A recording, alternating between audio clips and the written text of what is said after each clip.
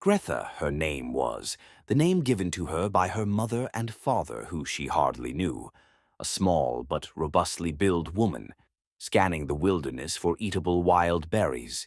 In one hand, with her fingers firmly clutched around the handle, she held a spear, the spearhead made from bone, and the shaft from hardwood crafted by her uncle, who practically raised her and given to her the day she turned 11.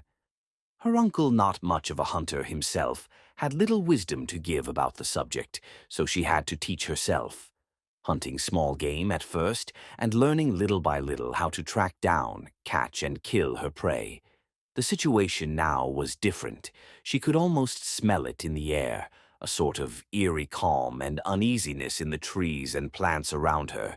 She was being stalked, not knowing with absolute certainty, or perhaps pondering from where the attack would come. For now she only kept her guard up, trying to stay alert and aware of her surroundings, slightly crouched in a clearing among the trees, searching for wild berries, her body aching from too little nourishment over the last couple of days.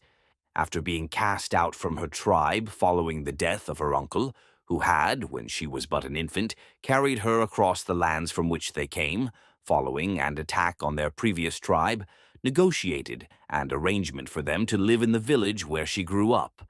They accepted the terms, since her uncle was keen to attune with magic forces.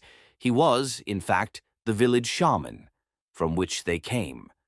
There, a rustling in the leaves, an attack from behind, a massive saber-tooth sprung forth to pounce and maul her.